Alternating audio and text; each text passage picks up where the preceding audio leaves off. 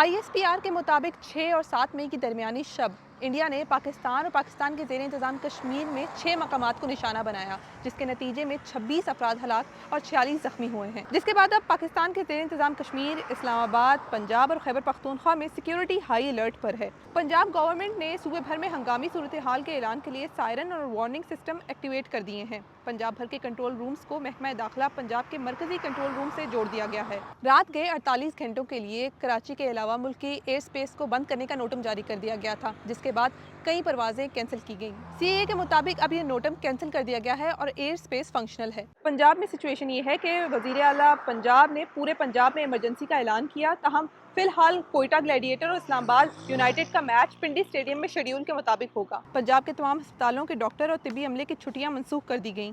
हसास मकामात और अहम तंसीबात को महफूज बनाने के लिए हिदायत जारी की गईं।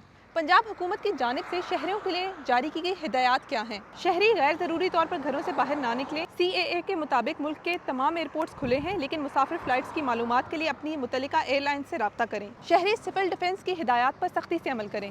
गैर ज़रूरी अफवाहों पर कान ना धरें, सिर्फ सरकारी ज़राए से मालूमात हासिल करें।